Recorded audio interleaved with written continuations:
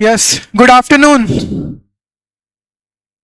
Chapter number 1, subject का नाम setting up of business, industrial and labour law.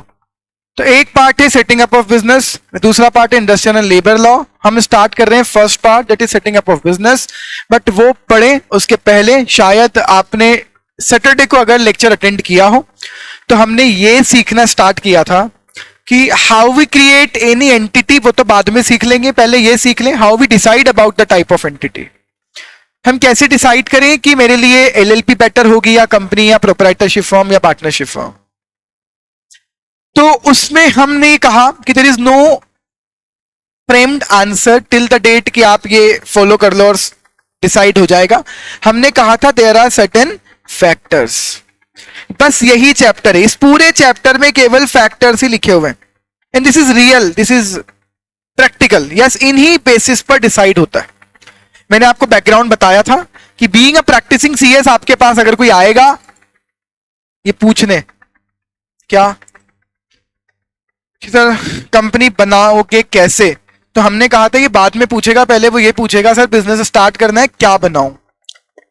How you decide कि क्या बनाना है, उसके लिए हम ये पढ़ रहे थे फैक्टर। इफ यू रिमेंबर हम पहला फैक्टर पढ़ चुके थे, नेचर ऑफ द एक्टिविटी।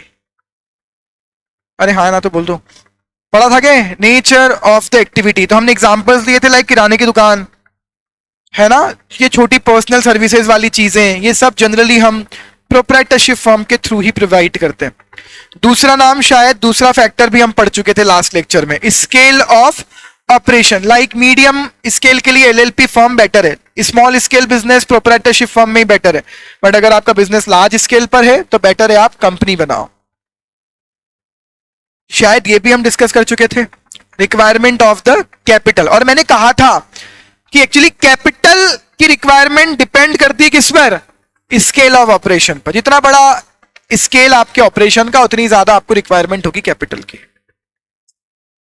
चलिए अब हाँ, एक और बात आप समझ लें, बिल्कुल काम की बात है वो। जहां जहां प्रोप्राइटरशिप फॉर्म सूटेबल है ना, उन हर जगह एक और चीज सूटेबल है आज की डेट में, ओपीसी। क्या कहते हो, एक्सेप्ट करते हो इस बात को? जहां जहां क्या सूटेबल है, प्रोप्राइटरशिप फॉर्म, वहां सब जगह सूटेबल है ओपीसी, 1 पर्सन कंपनी। वो प्रोप्राइटरशिप ही तो है, बट डिफरेंस क्या है, वहां लायबिलिटी लिमिटेड है और ओपीसी को माना जाता है सेपरेट लीगल एंटिटी। चलिए आगे बढ़ते हैं, अब पॉइंट नंबर 4 पर आते हैं, मैनेजरियल एबिलिटी।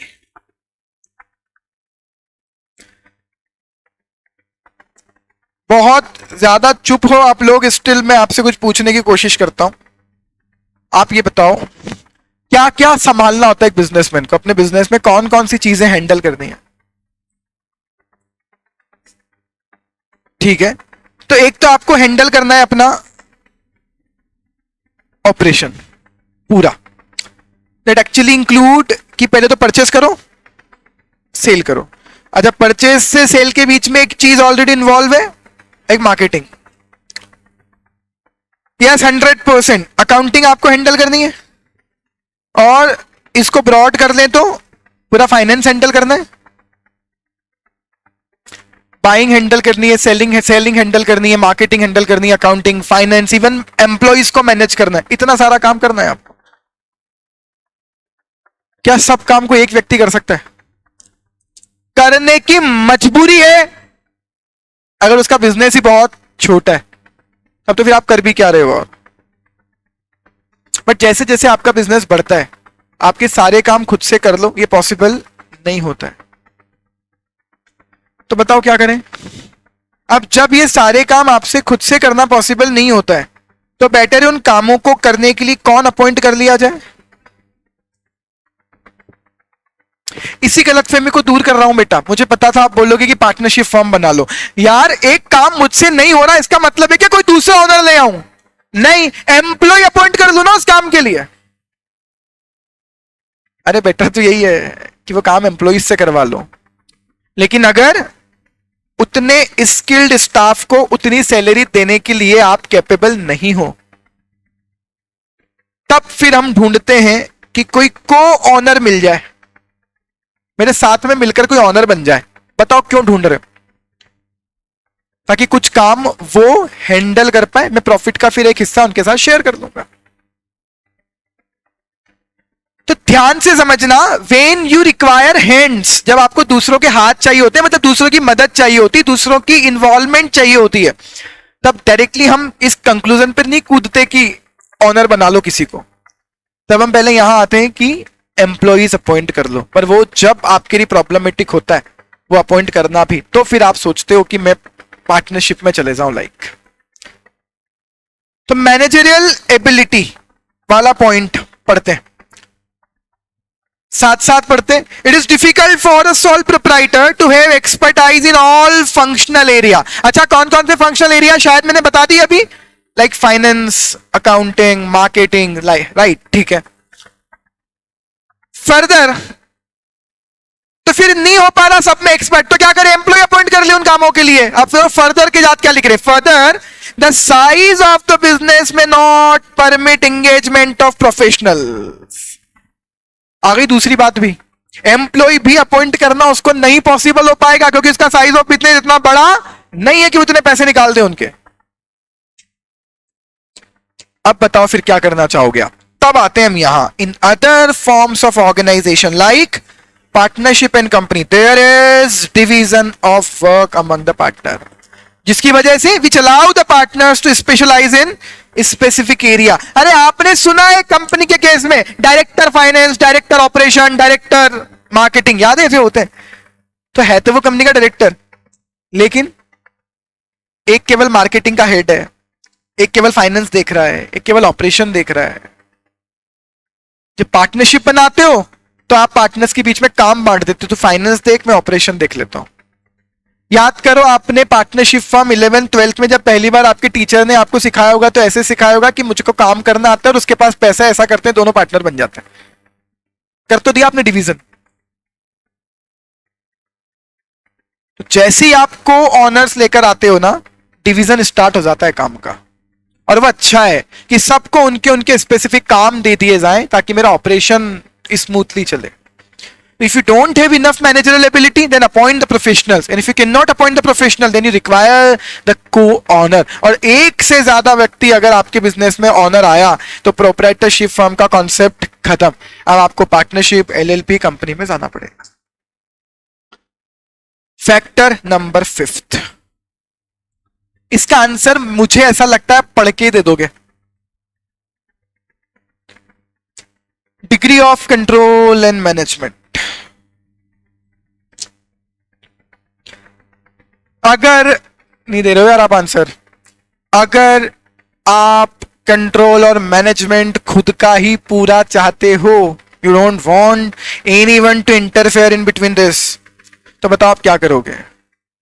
अरे आप भूल जाते हो यार चीजों को। जब आपसे, मुझे नहीं पता आप में से कितने लोग मुझसे डबल ईटी पढ़े, don't know, but double ET में जब आपसे डाउट पूछा जाता है ना कि प्रोप्राइटरशिप फर्म के एडवांटेज बताओ, तो सबसे पहले आप लोग यही बताते हो कि पूरा कंट्रोल मेरा, पूरी ऑनरशिप हमारी। उसी को तो लिखा हुआ है यहाँ, degree of control and management. अगर आप पूरा कंट्रोल, पूरा मैनेजमेंट खुद के हाथ में चाहते हो, अच्छा उसके कुछ एडवांटेज है क्या? उसके कुछ एडवांटेज है क्या? हाँ, डिसीजन क्विक होगा, पूरा कंट्रोल मेरा होगा तो मुझे पूरा कॉन्फिडेंस होगा। एक और, डिसीजन मेकिंग थोड़ी सी क्विक हो जाएगी, फास्टर हो जाएगी, आसान हो जाएगी। इतने लोगों को कौन इन्वॉल्व करे? ये सब एडवांटेज है। उसकी डिसएडवांटेज क्या है? अभी तो ऊपर पॉइंट नंबर 4 पढ़कर आए, आप तो बहुत डिग्री ऑफ कंट्रोल चाहते हो। Are you able, are you capable enough to handle all these things? मैं मान लू बात समझ में आ रही है। पॉइंट नंबर 5 पढ़ते हैं। अ पर्सन विशिंग टू, देखो ये बहुत टाइम पास वाले फैक्टर चल रहे हैं अभी, अभी कुछ ढंग के फैक्टर्स आएंगे तब दिमाग लगाना। अभी तो ये बहुत नॉर्मल है, मैं आपसे आंसर चाहता हूं, इसका मतलब आप दे सकते हो, वो इतना ही लिखा हुआ है बस। A person wishing to have, क्या चाहता है वो? Complete and direct control of business. He prefer proprietary organization rather than partnership और कंपनी। क्या ऐसा ही है? But if is prepared to share it with others, तो फिर वो क्या चूज करता है? Partnership. But if the activities are large, professional managers are required to handle the day to day affair. और फिर आपको क्या चाहिए होता है? एक कॉर्पोरेट स्ट्रक्चर और मैनेजमेंट, और इसीलिए फिर हमें जरूरत होती है किसकी? कंपनी की। सीधी सी बात है, ये ज्यादा जरूरत तभी होगी जब बिजनेस बड़ा करोगे। मतलब जैसे जैसे बिजनेस बड़ा होता है हमें नीड होती जाती है किसकी? कंपनी की। आगे आते हैं, degree of risk and liability. ये भी सही बताऊं तो आप भी बताओगे। प्रोप्राइटरशिप फर्म, रिस्क और लाइबिलिटी 100% किसकी? पार्टनरशिप फर्म में शेयर्ड, एलएलपी में शेयर्ड, कंपनी में शेयर्ड। बट स्टिल लाइबिलिटी के नाम पर पार्टनरशिप फर्म का कंपनी और एलएलपी के साथ एक डिफरेंस है बहुत बड़ा, कि पार्टनरशिप में लाइबिलिटी अनलिमिटेड है और एलएलपी और कंपनी में लाइबिलिटी लिमिटेड। ये तो कितना बड़ा एंगल होता होगा सोचो। अधिकतर कंपनी बनाने वाले लोग कौन? जिन्हें बहुत लार्ज स्केल पे बिजनेस करना है? नहीं, ये वो लोग हैं जिन्हें लाइबिलिटी लिमिटेड चाहिए। हालांकि उसके कुछ डिसएडवांटेज होंगे। लाइबिलिटी लिमिटेड के कोई डिसएडवांटेज नहीं है, वो तो बहुत बढ़िया बात है कि लाइबिलिटी लिमिटेड हो जाएगी, पर उसके चक्कर में क्या बनानी पड़ रही है? कंपनी। और उसके डिसएडवांटेज क्या है? वो तो आप में से अधिकतर लोग अब जान चुके हो कि उसके लिए कंपनीज एक्ट पढ़ना पड़ता है, वो बवंडर है। अरे मतलब समझो ना, उसके चक्कर में आप कंपनी बनाओगे और क्या अप्लाई होगा? कंपनीज एक्ट, और फिर पत्ता भी लेगा ना आपकी कंपनी में, तो आपको कंपनीज एक्ट रेफर करना पड़ेगा। फिर आपका बिजनेस चलाना उतना फ्रीडम के साथ पॉसिबल नहीं है। फिर एवरीथिंग इज रेगुलेटेड देन। उसकी डिसएडवांटेज पर जाएंगे हम आगे, पर अभी तो रिस्क और लायबिलिटी की डिग्री से आपका ऑर्गेनाइजेशन का टाइप अफेक्ट हो सकता है। कैसे? कंपनी और एलएलपी का रियल एडवांटेज क्या है रिस्क को लेकर? क्या रियल एडवांटेज है रिस्क को लेकर? हमने तो मैंने तो ये इतना लिख दिया केवल कि कंपनी और एलएलपी को रिस्क को लेकर बहुत बड़ा एडवांटेज होता है। एडवांटेज क्या है आप जानते हो, कि लायबिलिटी क्या दोनों में। आगे बढ़ो तो सही लिख रहे हैं क्या? क्रेडिटर कैन फोर्स, क्रेडिटर आपके पास पैसा मांगने आ सकते हैं, बट कितना? Only to the limit of the companies and LLPs assets. आप पर्सनली लायबल नहीं हो। While a share holder, member, partner में लूज द एंटायर मनी, जितना भी उसने पैसा बिजनेस में लगाया था वो डूब जरूर सकता है कंपनी में, बट उसके अलावा वो एडिशनल फंड अपनी पॉकेट से लाने के लिए रिस्पॉन्सिबल नहीं है। उसकी पर्सनल असेट कभी भी खतरे में नहीं आएंगी। कहां? कंपनी और एलएलपी। और कहां खतरे में है आपकी पर्सनल असेट्स भी? पार्टनरशिप फर्म और proprietorship firm. Better, this is one of the factor. आप बता देते हो कि लायबिलिटी अनलिमिटेड है इन जगह। आगे, अच्छा अभी डाउट आएगा सबको, आपको बहुत बेसिक डाउट एक, कि हाँ सर हमारे अकॉर्डिंग टू पॉइंट नंबर 6 में पूरा चैप्टर खत्म हो गया। लायबिलिटी हर किसी को लिमिटेड चाहिए, खत्म बात। तो कंपनी बनाओ या एलएलपी बनाओ, पार्टनरशिप फर्म और प्रोप्राइटरशिप की बात ही क्यों चल रही है पूरे चैप्टर में?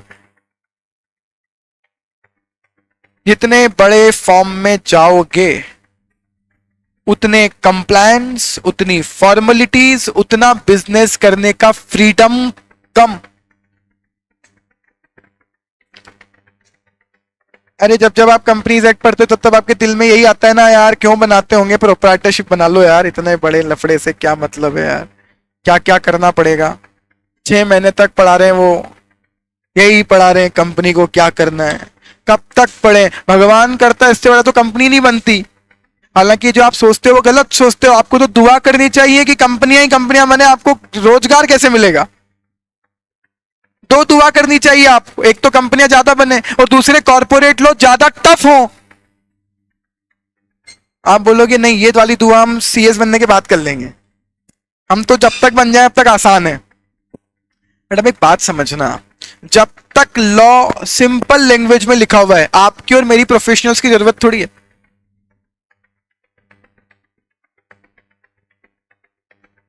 अरे लॉ अगर सिंपल लैंग्वेज में लिखा होता तो श्रेयांश सर की जरूरत थोड़ी पड़ रही थी लॉ पढ़ाने के लिए। अरे हाँ ना, सिक्योरिटी लॉ अगर से भी जो इंग्लिश लिखती है सिक्योरिटी लॉ में वो नॉर्मल लैंग्वेज में लिख देती, मेरी दुकान थोड़ी चल रही होती। मेरी और आपकी जरूरत तब तक ही है जब तक लॉ है और वो लॉ टफ है। उसी के तो एक्सपर्ट बन रहे हो आप। अब वो आप जानो आप क्या बन रहे हो, बन रहे हो नहीं बन रहे हो एक्सपर्ट, बट दुनिया तो यही मानती कि सीएस कॉर्पोरेट लॉ का एक्सपर्ट होता है। तो पॉइंट नंबर 6 पर खत्म नहीं हो जाएगा मैटर कि मैटर खत्म है यार सर, लिमिटेड लाइबिलिटी पर ही जाऊंगा। नहीं जाओगे यार, उसकी वजह से भी बहुत सारे प्रॉब्लम्स आएंगी। अभी फ्रीडम खत्म होगी आपकी बिजनेस करने की। फ्रीडम विडम छोड़ो, इतना तो सब जानते हो कि कंपनी के ऑब्जेक्ट क्लोज में जो लिखा हुआ है उसके अलावा एक भी काम कंपनी नहीं कर सकती। सोचो, लेकिन अगर यही प्रोप्राइटरशिप फॉर्म होती है तो वो अभी जुलाई अगस्त में राखियां बेचता है, अक्टूबर नवंबर में फटाके बेचता है, फरवरी में कलर बेचता है होली के। आप नहीं बेच सकते, कंपनी बना लोगे तो वही काम कर सकते जो कहां लिखा है आपके ऑब्जेक्ट क्लोज में। ये प्रॉब्लम है कंपनी में।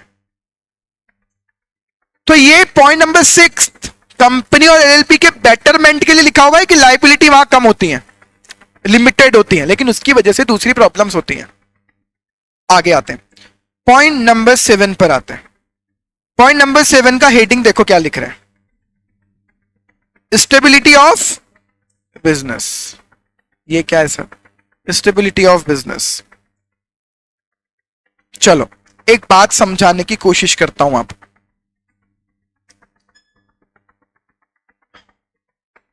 ऐसे ही लीक से हटकर कुछ समझा रहा हूं, फिर वापस इधर आते हैं। एक बैंक के पास ऑप्शन हो कि वो प्रोप्राइटरशिप फर्म को लोन दे या पार्टनरशिप फर्म को लोन दे, एलएलपी को लोन दे या कंपनी को लोन दे। अगर बैंक के पास ये ऑप्शन हो, सेलेक्ट करना हो किसको लोन दे।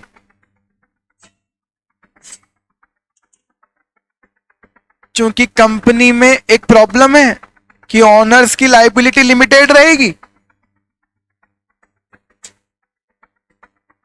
इसलिए बैंक टेंशन में सोच रही है लोन किसको देना प्रिफर करें, प्रोप्राइटरशिप फर्म या कंपनी।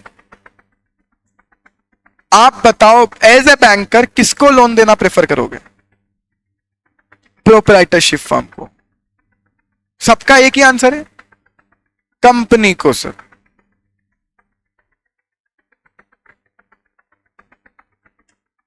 पार्टनरशिप फर्म को प्रिफर करें लोन देना। मैडम क्लास में हो यार, क्लास में हूं, 4:30 पे कॉल करता हूं आपको, क्लास में हूं, क्लास में। मिला जुला आंसर है, मिक्स्ड रेस्पॉन्स। अच्छा, प्रोप्राइटरशिप फर्म को क्यों प्रेफर करते हो आप लोन देना? क्या रीजन था? अरे बताओ ना यार। सर पैसा सेफ है। बढ़िया, क्यों सेफ है? प्रोप्राइटरशिप फर्म देगी और वो ना चुका पाए पैसा तो प्रोप्राइटर की पर्सनल असेट भी बेच सकते हैं, क्योंकि वहां तो लाइबिलिटी अनलिमिटेड होती है। The same thing is in partnership. तो कुछ लोगों का कहना है, इसी वजह से आपका कहना होता है कि इनको लोन देंगे। पर मैं आपको एक बात बता दूं, रियलिटी बैंक्स हमेशा प्रिफर करेंगे कंपनी को लोन देना। It is shocking but true.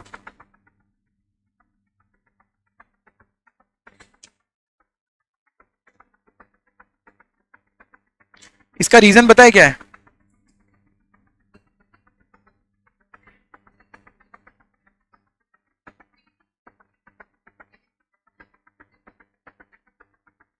और अगर वो कम पड़ गए तो फिर कुछ नहीं है। अदरवाइज प्रोप्राइटरशिप फर्म होती, उसका उसका घर भी बेच सकते थे। इसी से तो लिखाया था मैंने इन लोगों को, तभी तो ये प्रोप्राइटरशिप फर्म बोले थे, घर के असेट बेच देंगे। पर मैं कह रहा हूं प्रिफर फिर भी हम करते हैं कंपनी को। उसका रीजन है, उसका रीजन है वो लाइन जो आपने डबल में पढ़ी थी, मेंबर्स में कम और members may go, company remains in existence. याद आ रहा है कुछ? आपने कंपनी के कैरेक्टरिस्टिक पढ़ी थी, परपेचुअल सक्सेशन। याद आ रहा है कुछ? कुछ नहीं आ रहा याद? अरे कंपनी के एक्सपर्ट बनने जा रहे हो आप, कंपनी की कैरेक्टरिस्टिक्स तो याद होंगी। परपेचुअल सक्सेस, एक तो तुम 5-6 इतने मजे में हो,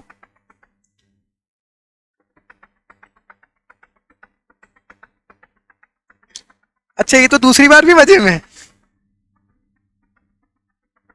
एक बार भी समझ नहीं आया इसको कि एग्जीक्यूटिव क्या है, क्योंकि मैंने कल आते ही समझाया था सबसे पहले, इसीलिए सैटरडे को सोच समझ के आना एग्जीक्यूटिव में। आते आप अपनी मर्जी से हो, लेकिन जाओगे इंस्टीट्यूट की मर्जी से बाहर यहां से, और अपनी मर्जी में रहे तो इधर ही रहोगे हमेशा एग्जीक्यूटिव में ही। गजब मजा। हाँ तुम 5-6 लोग ही बताओगे सारे आंसर आज।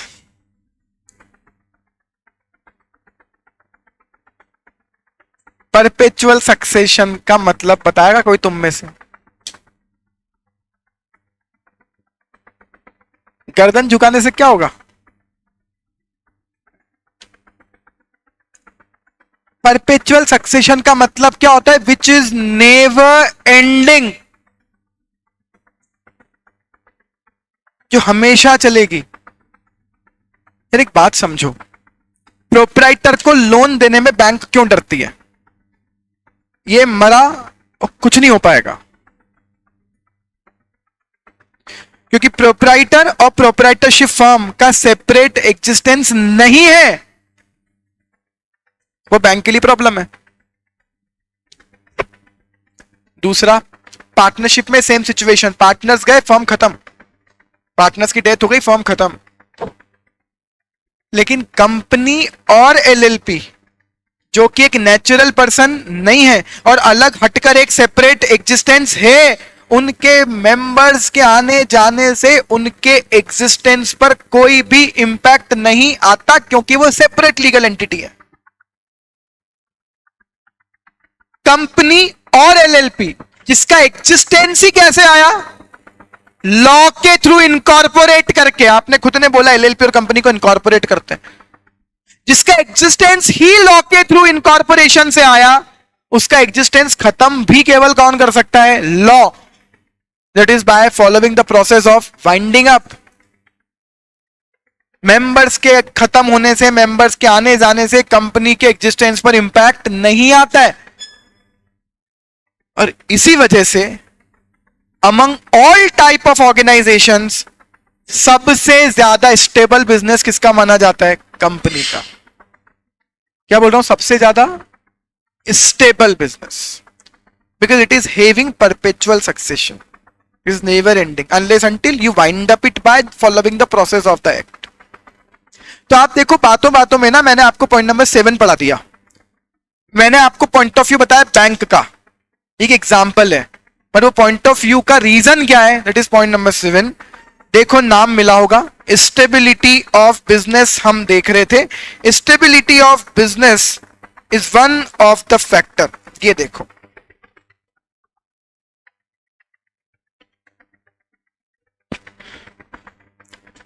अगर ऑनर इलनेस हो जाए, इलनेस ऑफ द ऑनर, तो आपका पूरा बिजनेस डिरेंज हो जाएगा, खत्म हो जाएगा। अगर उसकी डेथ हो गई तो बिजनेस की भी डेथ हो गई। पार्टनरशिप भी क्या मानी जाती है? अनस्टेबल, क्योंकि अगर डेथ हो गई पार्टनर्स की, इंसॉल्वेंट हो गए पार्टनर्स, पागल हो गए पार्टनर्स, रिटायर हो गए, पार्टनरशिप खत्म। पर इन किसी भी वजह से कंपनी और एलएलपी का एग्जिस्टेंस खत्म नहीं होता, क्योंकि वो कौन है? आर्टिफिशियल पर्सन, लीगल पर्सन और सेपरेट लीगल एंटिटी। इसीलिए कंपनी की लाइफ मेंबर्स की लाइफ पर डिपेंडेंट नहीं होती, और इसीलिए उनको सबसे ज्यादा स्टेबल माना जाता है। मैंने लास्ट में लिखा भी है, मेंबर्स में come, members may go, but the existence remains in forever, जब तक कि आप उन्हें वाइंड अप ना करो। Stability of business. अब आपको एक डाउट आएगा, ये फैक्टर कैसे हुआ? तो मैं आपसे फिर पूछ रहा हूं, स्टेबिलिटी चाहिए तो क्या बनानी पड़ेगी? Company LLP. अब मुझे बताओ, स्टेबिलिटी किसी की रिक्वायरमेंट हो सकती है क्या? हाँ, अगर आप चाहते हो ना लोग आपको एक रेप्यूटेड नजरों से देखें, लोग आप पर विश्वास करें, तो आप बेटर एलएलपी या कंपनी बनाओ। उसका पहला रीजन, एक तो आपका एग्जिस्टेंस खत्म नहीं होगा। उसका दूसरा रीजन, जितने ज्यादा कंप्लायंस लगेंगे उतने फ्रॉड होने के चांसेस कम है आपकी तरफ से।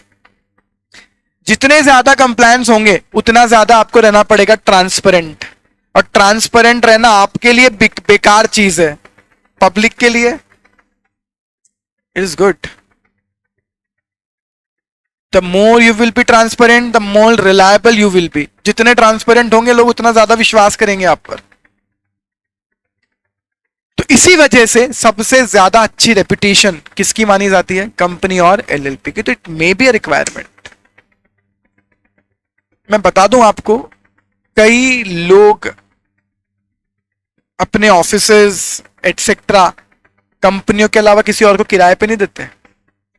ऐसे कई लोगों की मेंटेलिटी है आज भी, और वो सही है उनकी जगह।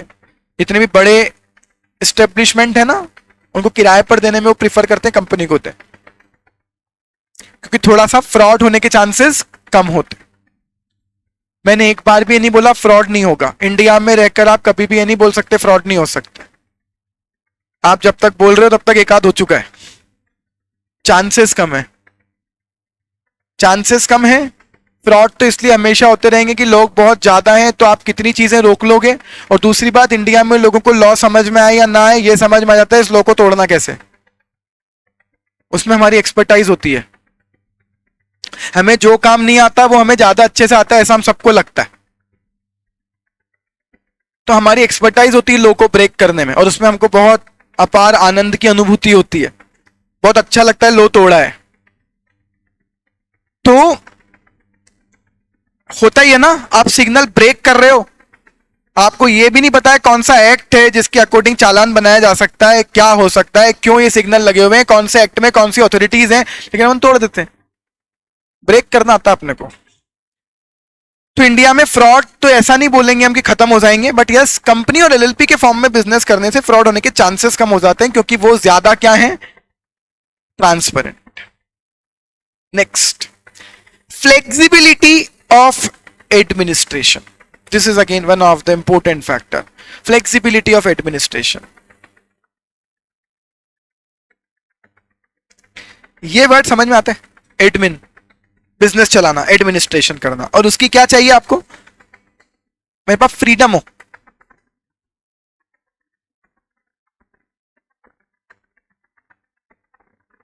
फ्लेक्सिबल वर्ड समझ में आता होगा आप सबको? ठीक है। फ्लेक्सिबिलिटी ऑफ एडमिनिस्ट्रेशन, इसका मतलब है कि मैं बिजनेस करने के डिसीजन अपने हिसाब से ले सकता हूं क्या?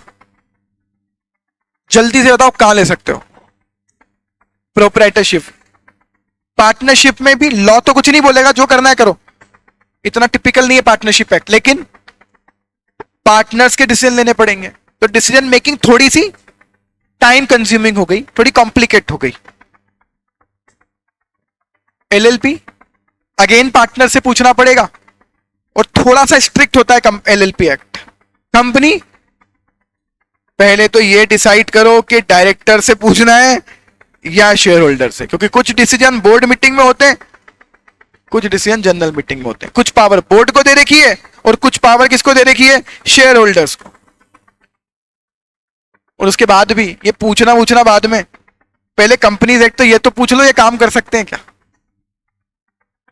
किससे पूछ के करना है वो बाद में आता है ना, पहले ये तो पूछो ये कर सकते हैं क्या। बोले क्या बात कर रहे हो? हाँ, ऐसा ही प्रॉब्लम है कंपनी में, नहीं कर सकते ना, ऑब्जेक्ट क्लॉज में जो नहीं लिखा है वो नहीं कर सकते।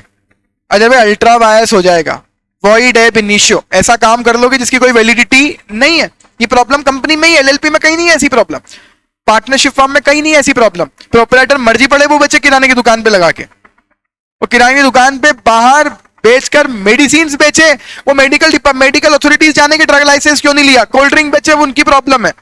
बेच सकता है सब, आप नहीं कर सकते। आप वही कर सकते हो जो आपके ऑब्जेक्ट क्लोज में लिखा हुआ है। First example. दूसरा एग्जांपल बताता हूं बहुत इंटरेस्टिंग। आपने खोली प्रोपराइटरशिप फर्म, प्रोपराइटरशिप फर्म का करंट अकाउंट है आपके यहां, करंट अकाउंट ही खुलता है बिजनेस के लिए। आपके एक फ्रेंड ने आपको कॉल किया, यार 15-20 लाख रुपए की जरूरत है, तेरे पास अगर एक्स्ट्रा पड़े 15 दिन के लिए दे दे, मेरा एक माल रुका हुआ है, खरीद लेता हूं, बेचकर तेरे पैसे वापस कर दूंगा। आपने उठाए, अपने अकाउंट से पैसे उसके अकाउंट में ट्रांसफर कर दिए। कभी आपको जरूरत लगती है, आप अपने किसी भी रिलेटिव से, अपने किसी भी फ्रेंड से पैसा उधार ले लेते हो प्रोप्राइटरशिप फर्म के करंट अकाउंट में, चल रहा है सब, इसमें कोई इलीगल नहीं है। कितना फ्रीडम है, मर्जी पड़े उससे पैसा ला सकते हो, मर्जी पड़े उसको दे सकते हो। लेकिन अगर यही आपने बना ली कंपनी, जिन लोगों ने कंपनीज एक्ट पढ़ रखा है वो तब बहुत अच्छे से जानते हैं, जो नहीं पढ़ रखा है आपको बता दूं क्या होगा। इतना आसान नहीं है कि कंपनी किसी से भी लोन ले सकती है क्या और किसी को भी दे सकती है क्या। कंपनी किससे लोन ले सकती है तो पढ़ाएंगे आपको सर सेक्शन 71, 72, 73 और डिपॉजिट के रूल्स। एक बड़ा बवंडर है, वो देखना पड़ेगा कि ये लोन ले सकते हो या नहीं ले सकते। किसी को भी दे सकते हो क्या तो पढ़ोगे आप सेक्शन 185, 186, 187 कि किस किस को कंपनी लोन दे सकती है। ऐसे मर्जी पड़े उठाकर उससे पैसे नहीं ले सकते, मर्जी पड़े उसको दे नहीं सकते, और दे दिया ना तो जितने अमाउंट का लोन लिया दिया ऐसा उतने अमाउंट तक की पेनल्टी लगती है, 100% of the amount involve in that transaction. इतना टिपिकल है कंपनी चलाना। अब आपको डाउट आएगा ऐसा क्यों, वो जो आप अभी अच्छा सोच कर आए थे ना, लाइबिलिटी लिमिटेड, यार उसी की वजह से तो ये करना पड़ेगा कि जब आपको बिजनेस करने के लिए हमने इतनी फ्रीडम दी कि लिमिटेड लाइबिलिटी से काम करो, टेंशन मत लो, आप केवल बिजनेस करने पर ध्यान दो, कुछ गलत हो जाएगा तो तुम्हारी एसेट नहीं बिकेंगी। ये तो बिजनेसमैन को मोटिवेट करने का तरीका है, कंपनी फॉर्म में बिजनेस चलाने देने की परमिशन देना। लेकिन उसके थ्रू आप देखो लोग क्या करते होंगे, चूंकि लाइबिलिटी लिमिटेड है इसलिए जितने भी लोगों को जो भी फ्रॉड करने किसके नाम से करते होंगे, कंपनी बनाकर, कि बाद में बोल देंगे कंपनी जाने और तुम जानो, हमको क्या पता, हम तो अलग कंपनी अलग। उसको रोकने के लिए हम डॉक्ट्राइन लेकर आए, लिफ्टिंग ऑफ कॉर्पोरेट वेल, कि भी फ्रॉड करोगे तो तुमको भी रिस्पॉन्सिबल बताएंगे। और दूसरा लेकर आए कंपनीज एक्ट कि तुम ये नाटक चलाओगे कंपनी के थ्रू सब, इसलिए हम पहले ही रेगुलेट कर रहे हैं किसके साथ लोन ले सकते हो और किसको पैसा दे सकते हो। जब भी कंपनी में कोई रेस्ट्रिक्शन पढ़ो ना, बैक ऑफ द माइंड अगर ये दिमाग में रखोगे कि ये सारा नाटक क्यों हो रहा है तो कनेक्टिविटी अच्छे से बैठेगी। आपको सेपरेशन दिया ना, सेपरेट लीगल एंटिटी बोला ना, उसके लिए कुछ भुगतना पड़ेगा, वो नहीं चाहते कि इनके थ्रू फ्रॉड हो। तो कंपनी में एडमिनिस्ट्रेशन की फ्लेक्सिबिलिटी है या नहीं, जल्दी बताओ, फ्लेक्सिबिलिटी है या नहीं है? जैसा चाहो वैसा बिजनेस रूल्स पॉलिसी बनाकर बिजनेस कर सकते हो? Answer is no. बस फ्लेक्सिबिलिटी ऑफ बिजनेस सबसे ज्यादा कहां? प्रोप्राइटरशिप फॉर्म, पार्टनरशिप में। उसके बाद आपकी फ्लेक्सिबिलिटी धीरे धीरे खत्म होती जाती। पॉइंट नंबर 9, ऐसा कुछ नहीं है पढ़ने लायक, डिवीजन ऑफ प्रॉफिट। ये तो आप ही बता दो, अगर ऑनर एक से ज्यादा रखोगे तो प्रॉफिट भी उस रेशियो में डिवाइड करना पड़ेगा। If you don't want to share it with anyone तो फिर आप बड़े फॉर्म में नहीं जा सकते, you need to stick with the proprietorship form और ओपीसी ओनली। अगर आप ऑनर बढ़ा रहे हो आपको प्रॉफिट डिवाइड करना पड़ेगा, नहीं चाहते एंटिटी बदल दो। पॉइंट नंबर 10, हेडिंग से ही रूल पढ़ लेते हैं, खत्म करते हैं, एक एक बात को, तीनों बातों को खत्म कर लेते हैं। बताओ सबसे ज्यादा कॉस्ट क्या चलाने में आती है? सब पता है आपको? सबसे ज्यादा प्रोसीजरल कंप्लायंसेस कहां? सबसे ज्यादा गवर्नमेंट रेगुलेशंस कहां? ये बहुत भयंकर फैक्टर है, अधिकतर लोग इसी वजह से कंपनी बनाने के पीछे हट जाते हैं। क्लाइंट को बहुत अच्छा लगता है जब ये बोलते हो कि लाइबिलिटी लिमिटेड रखनी है क्या, वो बोलते हैं हाँ सर बहुत बढ़िया लिमिटेड ही रखूंगा, तो वो आप बोलते हो कंपनी बनाओ तो बोलता है डन सर। पॉइंट नंबर 6 इसीलिए बोला था ये ओनली फैक्टर नहीं, क्योंकि लोग यही आके अटक जाते हैं, बोलता सर फाइनल है कंपनी बनानी है। फिर जब उसको बताओ कि कंपनी बनाने के लिए और चलाने के लिए क्या क्या करना पड़ेगा, उसको बोलो डायरेक्टर होंगे शेयर होल्डर होंगे, तुम भले ही दोनों डायरेक्टर भी बन जाओ शेयर होल्डर भी बन जाओ, पर डायरेक्टर अलग माने जाते हैं, शेयर होल्डर अलग। तुमको बोर्ड मीटिंग करनी पड़ेगी साल में 4, एजीएम करनी पड़ेगी हर साल, कंपलसरीली बुक्स का ऑडिट करवाना पड़ेगा, चाहे बिजनेस मत करो, ऑडिट करवाओगे तो ऑडिटर पैसे लेगा, ऑडिट करवाकर फिर एजीएम करवाना, एजीएम के बाद ये सारे फाइनेंशियल स्टेटमेंट फाइल होंगे, किसको? आरओसी को, उसके सीएस पैसे लेगा फाइलिंग करने के। बस आपने ये बोला नहीं बनानी सर, इतना नाटक नहीं चाहिए। बिजनेस करूंगा कि ये करूंगा,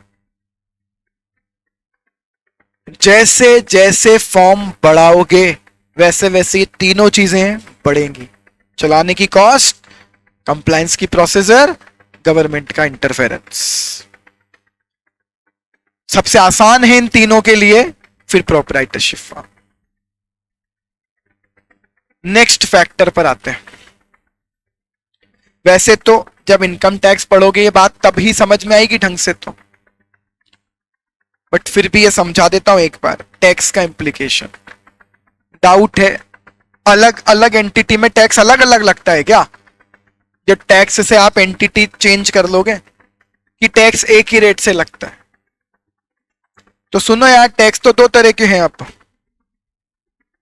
इनकम टैक्स और जीएसटी, डायरेक्ट और इनडायरेक्ट, दो ही टैक्स हैं। अब तो दो ही बचे, तीसरा और बचा हुआ है अभी भी, कस्टम ड्यूटी इनडायरेक्ट के नाम पर, बट स्टिल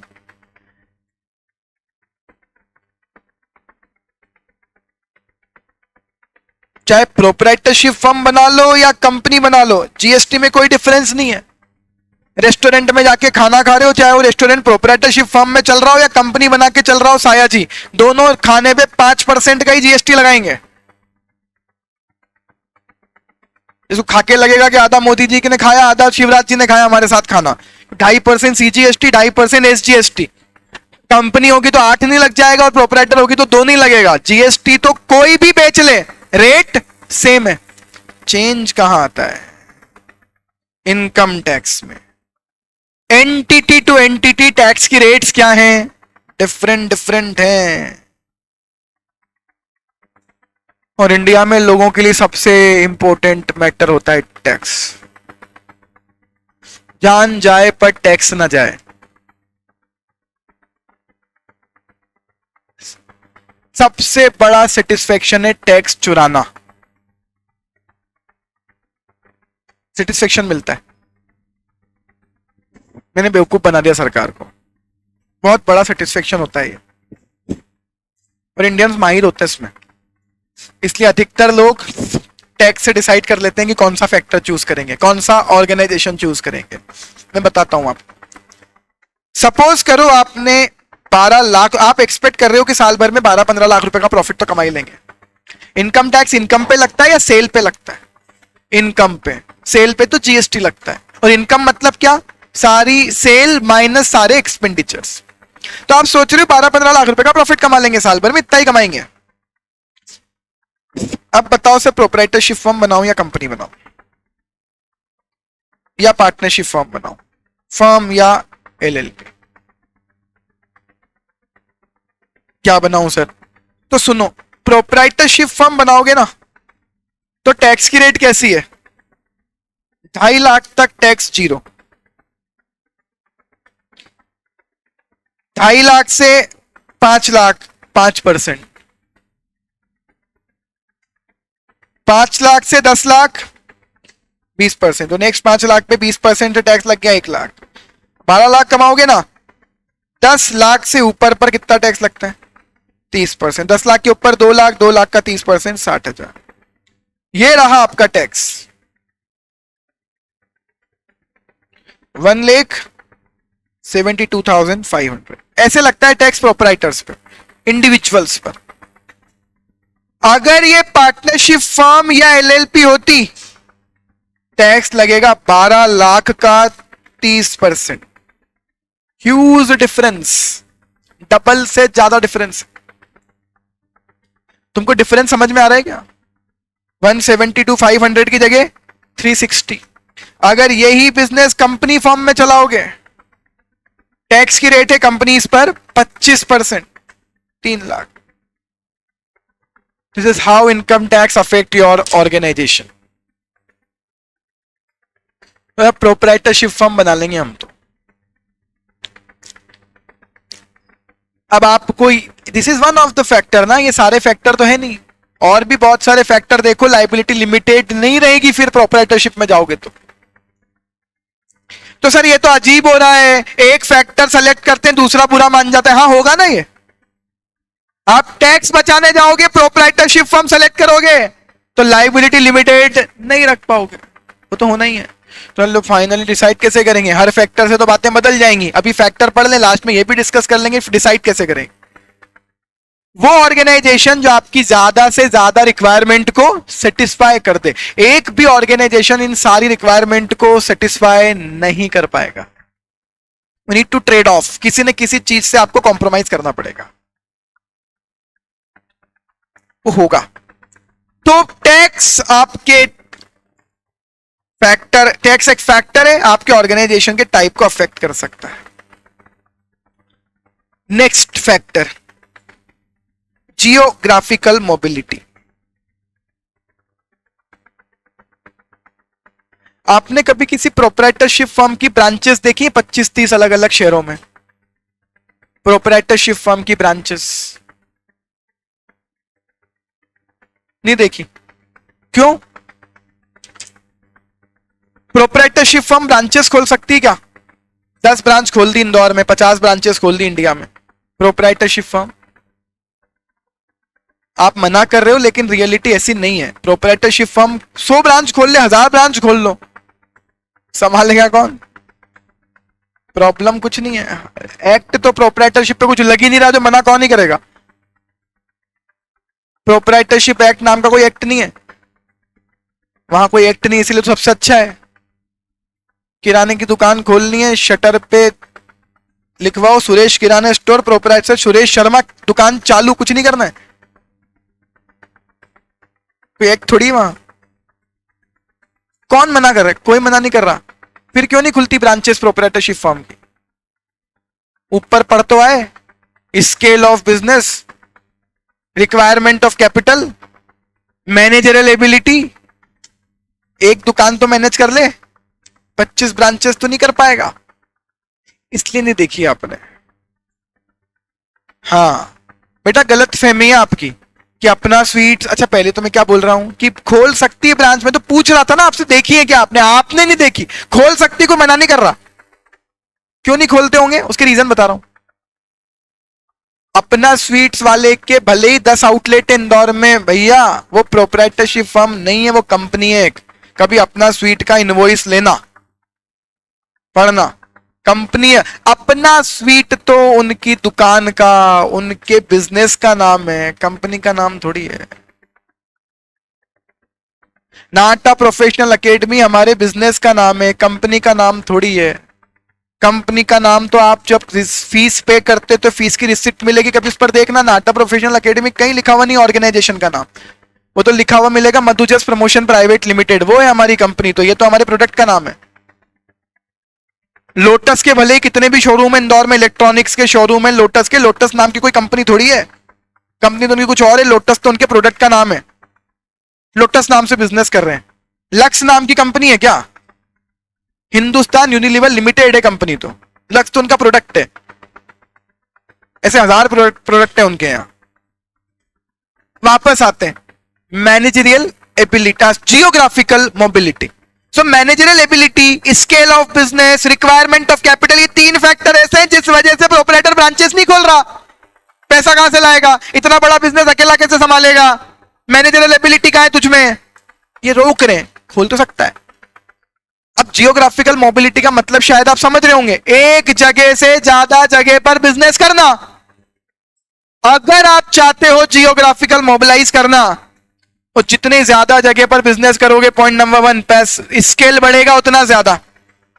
जितना ज्यादा स्केल चाहिए उतना ज्यादा चाहिए पैसा, और उतनी ज्यादा चाहिए मैनेजरल एबिलिटी। और आप जानते हो अब इसके बाद का आंसर क्या बनाना पड़ेगा? कंपनी बनाओ, एलएलपी बनाओ, ऑनर्स चाहिए आपको एक से ज्यादा जो संभाल पाए। ठीक, पढ़ लेते हैं इसको। If a concern deals with local market, seasonal product बनाती है, पेरिशेबल गुड्स बनाती है। पेरिशेबल समझते हो, आज बने कल खराब हो जाए।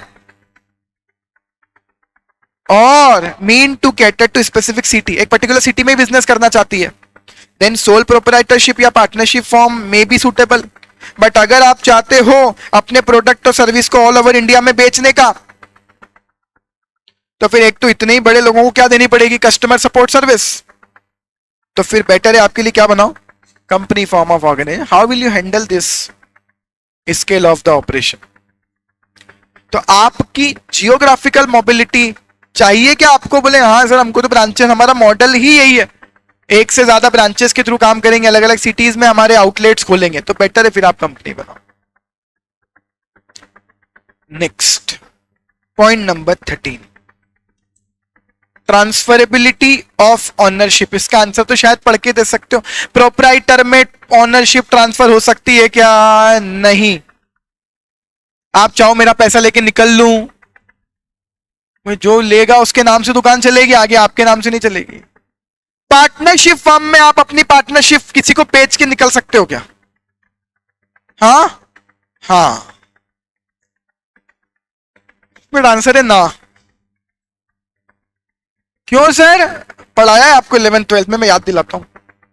पार्टनरशिप में आपके पास एक ही राइट होता है, तुम रिटायर हो जाओ, तुम्हारे रिटायरमेंट पर हम नया पार्टनर एडमिट करें ना करें, किसको करें, ये बचे हुए पार्टनर डिसाइड करते हैं, आपका कोई राइट नहीं होता है। याद आया कुछ ऐसा? You just have the right to get retirement, you do not have the right to decide कि मेरी जगह पर कौन आएगा। ऑनरशिप कभी भी पार्टनरशिप फर्म में ट्रांसफर नहीं हो सकती। आप रिटायर हो जाओ, अपने पैसे ले जाओ, बनाया आपने रिटायरमेंट के टाइम पर पार्टनर्स का अकाउंट कि पुरानी कैपिटल, पुराना प्रॉफिट, इस साल का प्रॉफिट, गुडविल का हिस्सा सब कराया आपने, वो ले जा। तेरी जगह कौन आएगा? पहली बात तो आएगा या नहीं आएगा कोई तेरी जगह, वो रिमेनिंग पार्टनर डिसाइड करेंगे, और कौन आएगा वो भी वही डिसाइड करेंगे। तो पार्टनरशिप फर्म में भी ट्रांसफरेबिलिटी नहीं है, एलएलपी में भी ऐसी कोई ट्रांसफरेबिलिटी नहीं होती। ट्रांसफरेबिलिटी एक ही जगह है। और मुझे एक बात बताओ, लोगों को ये ट्रांसफरेबिलिटी चाहिए क्यों होती है? जो ये फैक्टर हो रहा है, क्यों चाहिए?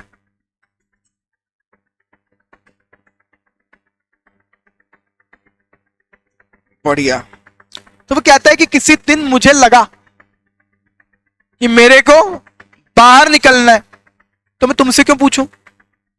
मैं मेरा शेयर मर्जी पड़े उसको बेचूं और मैं बाहर जाऊं।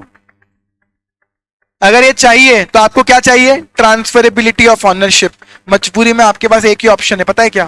कंपनी। और वो भी बताऊं कौन सी कंपनी? आप बोल नहीं रहे बट मैं बता देता हूं, it should not be a private company then, public, क्योंकि प्राइवेट कंपनी के शेयर फ्रीली ट्रांसफरेबल नहीं होते हैं।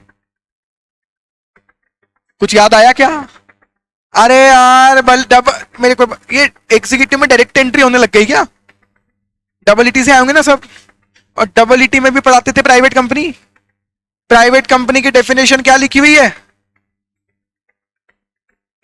ओ भाई, ये नहीं लिखी हुई which is not a public, वो पब्लिक की लिखी हुई which is not a private. Private वो जो पब्लिक नहीं है, पब्लिक वो जो प्राइवेट नहीं है, दोनों क्या बोले जो एक दूसरे में नहीं है। कुछ तो डिफाइन करेंगे।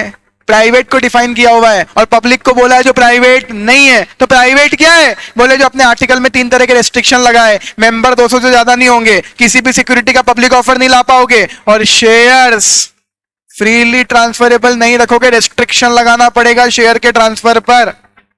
तो बताओ, अगर ट्रांसफरेबिलिटी चाहिए, अच्छा क्या प्राइवेट में फिर भी ट्रांसफरेबिलिटी है तो सही, हाँ, भले ही क्या लगा हुआ है? रेस्ट्रिक्शन कि बोर्ड की अप्रूवल लेकर ट्रांसफर करना, भले रेस्ट्रिक्शन है, ट्रांसफर तो है, लेकिन टोटली फ्रीली ट्रांसफरेबल कहां होता है? Public company. तो अगर आपको फुल फ्रीली ट्रांसफरेबिलिटी चाहिए तो बेटर है आप कंपनी बनाओ, that to public company. Partnership form of organization is one where 2 or more partners share the profit and loss in agreed proportion. If a partner exists, अगर ये partner exit करता है तो बचे हुए पार्टनरशिप एग्जिट करता है, then may decide to induct a new partner with benefit of the ownership and share of profit or loss. तो कौन डिसाइड करेगा वो नया पार्टनर कौन आएगा? बचे हुए पार्टनर, मतलब partnerships. In the company form of organization, transfer of ownership is possible by transfer of share, holding by any person or group of person in favor of another person or group of person. आप अपने share किसी को भी transfer कर सकते हो। वो अलग बात है, प्राइवेट में थोड़ा रेस्ट्रिक्शन है, लेकिन पब्लिक में तो ये रेस्ट्रिक्शन भी नहीं होता। ठीक है, समझ में आ रहे हैं सारे फैक्टर? बहुत बेसिक चैप्टर है, आपको अभी पढ़ते पढ़ते लग रहा होगा 11th 12th की बिजनेस स्टडी जैसा चल रहा है। ऐसा चलेगा नहीं कल के बाद। कल के बाद वास्तव में एग्जीक्यूटिव ही चलेगा। स्टिल मैं मान लू फैक्टर समझ में आ रहे हैं, बहुत बेसिक चैप्टर है। इंटेंशन ये कि ये बताएं कि कंपनी कैसे बनाते हैं, ये तो बता दें कि कंपनी के डिसीजन पर पहुंचते कैसे। अभी फैक्टर खत्म नहीं हुए, कल पहले ये फैक्टर कंक्लूड करेंगे, फिर ये चैप्टर कंक्लूड करेंगे। दोनों में डिफरेंस है। चैप्टर जब कंक्लूड होगा तो थोड़ा इंटरेस्टिंग निकल कर आएगा। उसके पहले मैं सारे फैक्टर्स के बेसिस पर आपसे डिसीजन पूछूंगा कि इन फैक्टर के बेसिस पर बताओ क्या क्या सिलेक्शन आपके अकॉर्डिंग होना चाहिए, और फिर हम लास्ट में जाके डिसीजन मेकिंग करेंगे कि अब एक सीएस अल्टीमेटली डिसाइड कैसे करता होगा। तो ये डिस्कस करते हैं कल, मिलते हैं। Thank you so much.